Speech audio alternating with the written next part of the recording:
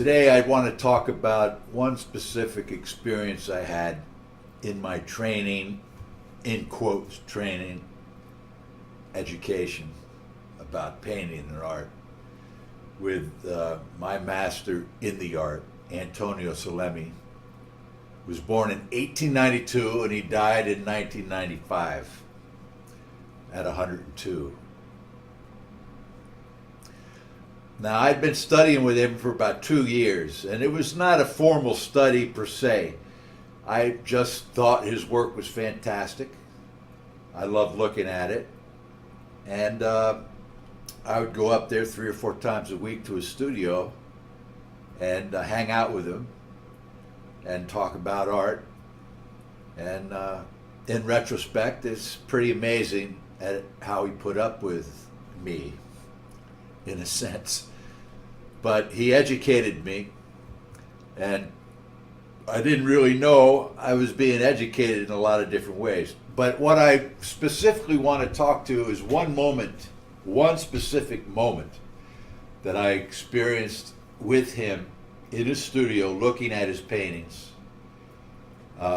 in which I would have to say it was a Satori experience. Now, Tony sat Zazen for 30 years. When he was 59, he started 2 hours a day just watching his breath. That was his practice, his meditation practice.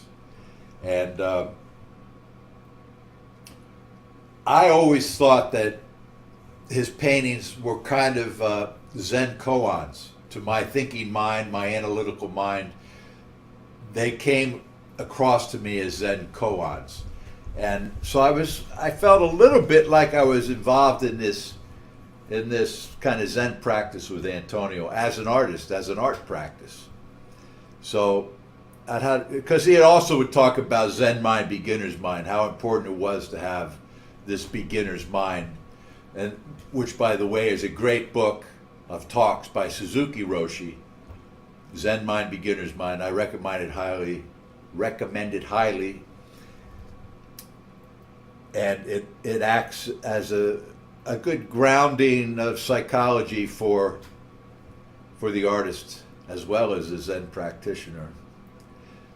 But I don't want to, since this experience I'm going to talk to you about today is a Satori experience, I'm going to give a little bit of background and then talk about the experience I had. Now, Tony was a classical artist. And when I started hanging out with him, he was in his late 80s. I was in my late 20s. So there was a 60-year difference in our ages. And I was really I knew that he was a master by the work I saw in his studio. And I'll show you just a few things. Here's a picture of Antonio, and there he's in his 90s at that point.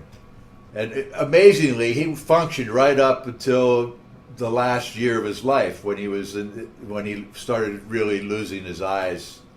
And I imagine he probably still did some sculpting, because I don't think he ever became fully blind. But you know, he did. He was working right up until the time he's 100, 101, and he died when he was 102. So anyway, I love this photograph of him. He was a very classy individual, and he was kind of had an impeccable character. He was a philosopher and an artist. I used to think of him as a sage, and of course, being in my late 20s, him in his late 80s, he certainly took good care of me in a way that, in retrospect, as I look back on that, I'm just really amazed. But we were good friends, and I loved his work, and he appreciated that, I'm sure. Okay, here's some of just a few things to show you the classical nature of his work. Now, this figure here of Paul, that was modeled by Paul Robeson, who they were friends in the 1920s in New York City, where Tony had a studio. and they hung out together. But initially he saw Paul Robeson in a play, Emperor Jones, and he saw him as a piece of sculpture. And so he asked Paul if he would model for that sculpture, and Paul did, and this is what arose out of that relationship. The figure of Paul Robeson, who was an All-American football player, by the way, and a lawyer before he became an entertainer, in quotes, a performer. Anyway, this is this was called Negro Spiritual, and it has this kind of a history that was very well,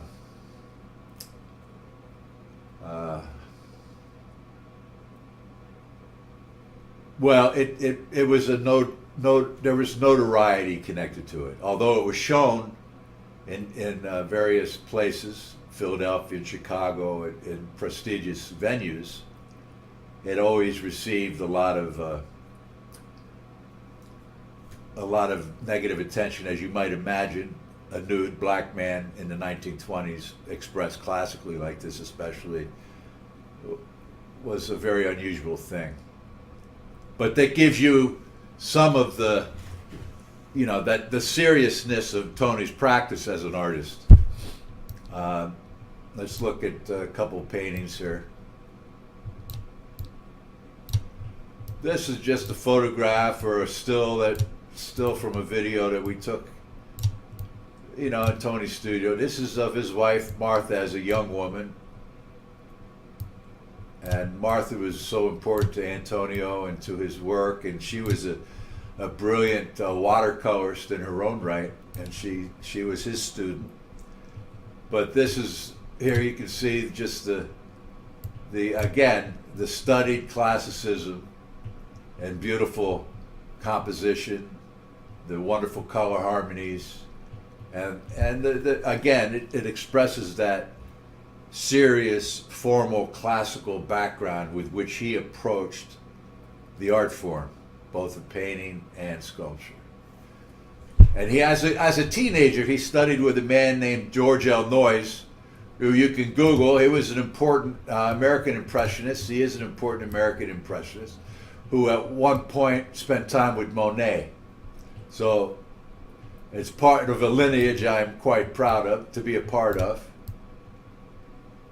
Here's a portrait of Gerald Hurd. Now this, I think, was done sometime in the 50s, 1950s. And again, you can just see that classical integrity of the work. This is really post-impressionism of a very high order, I would say. But it shows his dedication to the practice in a very formal sense, although it's still very much a painterly tradition with Antonio. It's not neoclassical, it's true classicism. And that's a subject for another day. Okay, now, so we would go into a studio, and there would be all kinds of work of this level. I could understand this. I saw the intensity of the practice, the expression in the work, and I felt like it was very accessible to me and very good. I mean, I knew the guy was a master by looking at this stuff. That was just my understanding. Then we'll get into some things. This is stuff that he did that he had arrived at in the 70s. He had evolved from that. His style had moved into a more spontaneous, a less studied, and a more imaginary focus. This painting is he did many what he would call imaginary portraits. And this painting is called TheReluctant Bride. So it does illustrate some of that, which is referenced by the title, The Reluctant Bride. And there's a whole nother expression and understanding of the art form that's expressed here, based on his prior practice, of course. And his work is wonderful in the sense that he expanded and moved and flowed and evolved the style over the course of decades. Now, what you can see about this work, and there's hundreds of paintings of his that he did in the 70s and the 60s and the 80s, up into the 90s. 400 or 500 paintings, maybe more, all done very spontaneously.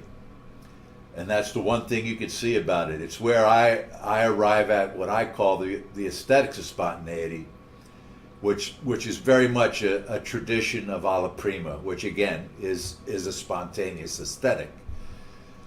But you can see how immediate and spontaneous the brushwork is here and the expression. And like I said, these are imaginary portraits. And so he places the head against the gold yellows, and then there's the red at the bottom of the composition, and the blue panel at the left side of the composition. And these are all color relationships, and this is very odd to me. I could understand those more classical things and those more formal expressions, the more studied out expressions.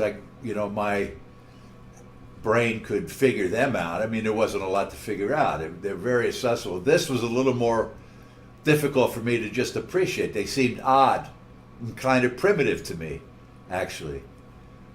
And I hadn't yet tuned into this. So the process was such that we'd go up there a few times a week and look at paintings, and we'd start to we'd analyze them with our intellectual brains. Try to figure out what Tony was trying to say, the illustrative nature of the medium and what he was trying to say with that became our focus. And Tony would very often say, look at the brushstrokes, look at the brushstrokes. That was like the major teaching that he gave. And so you'd focus in on that, but then the mind would naturally just go back into an analytical mode of trying to figure it out from an intellectual viewpoint. Let's look at another one. Another composition. Like, I'm moving towards this idea of trying to express this experience I had. This is another imaginary composition. Really fascinating, really beautiful. Again, pure Zen mind, beginner's mind, pure spontaneity, pure, beautiful color harmonies, and just the freshness and spontaneity. And then, I mean, the composition, the originality of the composition, and the color harmony, just astounding. And this is all imaginary, but you can see the ocean scene with the couple, the shadows. You can note like the tonal relationships in the shadow, that beautiful green in the woman's figure, and the blue violet shadow of the man, and the spontaneity of the brushwork and the lovely tones of the water. And then you have that wonderful landscape to the right corner, upper corner, which is just this beautiful expression of a landscape done so simply and directly and so beautifully. And then, of course, there's the still life with the grays and the black, the red and the blues, the color of that table shadow, that violet red there, and then the space of the floor there. It's just a spontaneous, direct expression of mastery and philosophy, aesthetic philosophy, at a very profound and level. Very entertaining, beautiful. And again, like I said, this stuff, when I look at a painting like this, I think, what the heck is going on here? What's this all about? And again, I would, with my unsophisticated eye, I would think, well, this is rather primitive, and the opposite of sophistication. Well, like I say, I had this experience which turned that whole understanding inside out. And I'll get into it now. And this is with it actually, I'd been going through this for a few years, looking at his work and trying to figure out what he was doing with his contemporaneous expression. Now here we have the painting, imaginary portrait again, but this is of Romeo and Juliet. And so, you know, maybe it's a few hundred sessions into my hanging out with Tony, looking at work, talking about the painting, talking about art. And this comes up and I go, oh my God, here we go again. Another Salemi. And that was the beginning of this experience, which was an instantaneous experience. And it went from being crude, it went from being rough expression, to where I actually saw it in an instant as something exquisitely and profoundly beautiful. And it hinged on that idea of, here, when I said to myself, uh-oh, another Salemi, it clicked in my brain. Something happened, and I realized that what I was seeing was the expression of a human being who had spent his whole life practicing painting and sculpture, and had arrived at this point where he expressed himself with this kind of directness and purity. And I no longer tried to pigeonhole it conceptually, and I saw it directly. In an instant, I saw the beauty of it, and I did no longer struggled with the fact that this was original expression coming out of the mind, heart, and soul of an artist who had devoted his whole life to art. And I began to see it directly. I just repeated myself, but that's important. And I saw the colors. I saw Juliet and that beautiful spontaneous, the beautiful quality of that yellow behind her head, the beautiful, the blue of the eyes shadow, the violet of the eyebrows, the beautiful blue of her hair, the wonderful skin tones, that luminous skin tone in relationship to that yellow behind her head. And that yellow became real psychological value. It wasn't simply color, although it was color. It related exactly to the meaning of that color in consciousness and that vibratory rate. And to recognize that Tony had chosen that specific yellow to go there. In the same way, you have the beautiful head of Romeo against that orange and the passage of orange in that painting, with the hair and his skin tones and all that. And he's gazing up at Juliet, and there's that wonderful, fresh, spontaneous quality of the paint and the brush. And it's this going right to the roots of perception. And that's what happened for me in that moment of Satori. My conceptual mind, that mind that would pigeonhole and say, well, this isn't right here, that isn't right there, or what's going on with it, where I can't place it anywhere, it doesn't fit in anything. I've never seen anything like this before, so obviously, you know, it's not whatever, you know, I couldn't figure it out. That beautiful blue of the sky with the moon, and there it is, the spontaneity and the beauty of that spontaneity and the beauty of the individual expression of Antonio Salemi.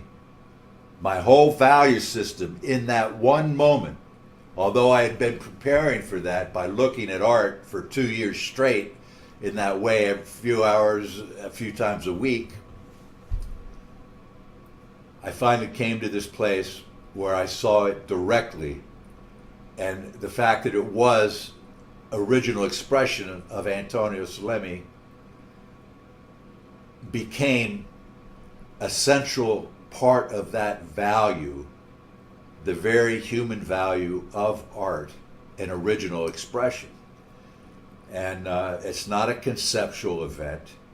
It's based in perception, the real values of color and brush, and it actually goes further than it evolves the art form. This thing that you're looking at, that painting there, actually takes the art form further along in a post-impressionist modality than anything I've seen in the 20th century. Because it's both very abstract, it's both representational, and it's got such a unified vibration. There's nothing in that painting, and yet it opens up the medium so much more. It's not a whole lot of little brush strokes that would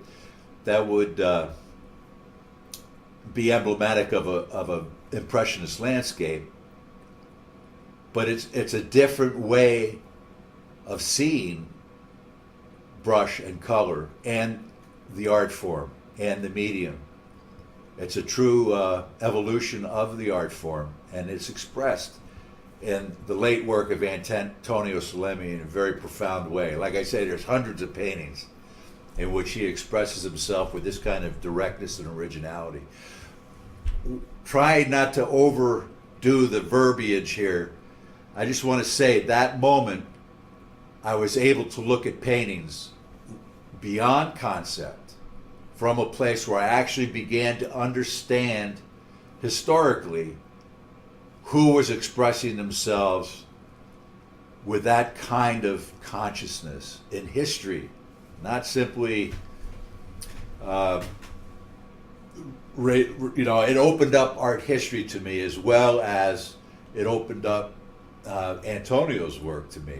And it wasn't too far after that where I myself said, hey, I want to experience some of that joy of expression that I see in Antonio's work. And so I started to practice under his guidance. I started to practice art.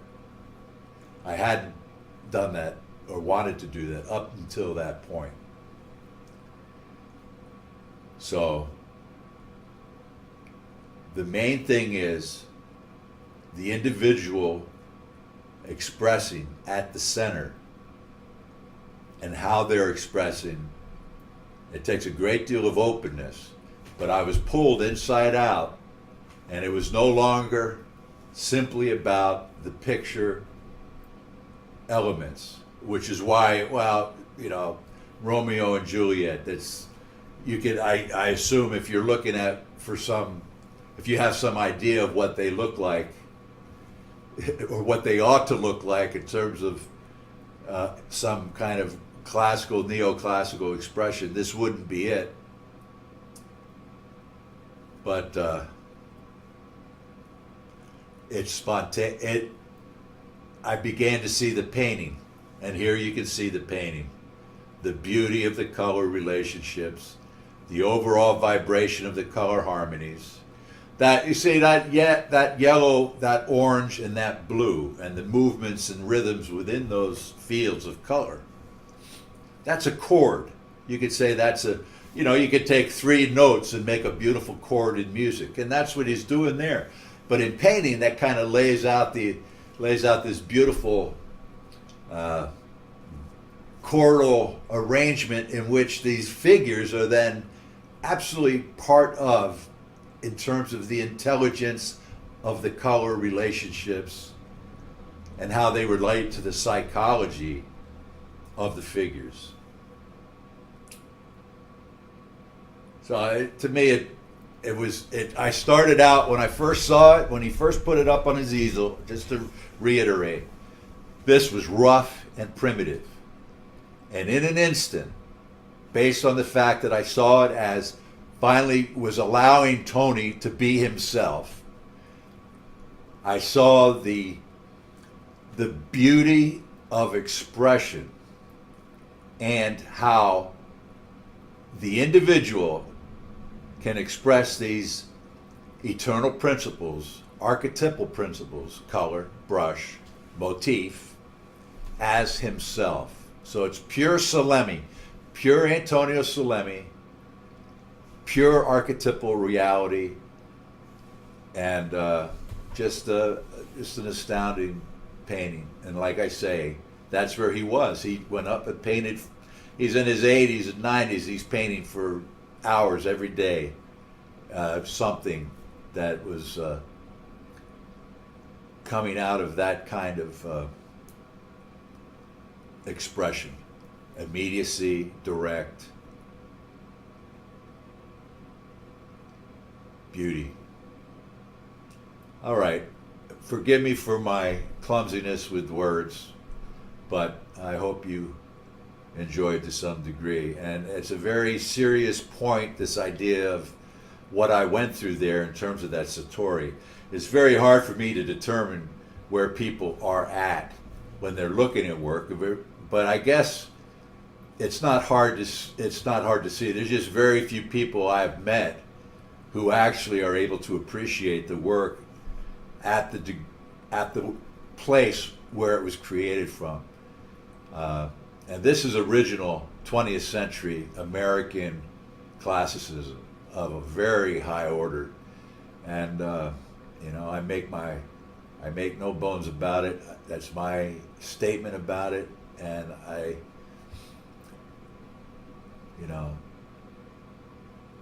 may we catch up to that kind of understanding.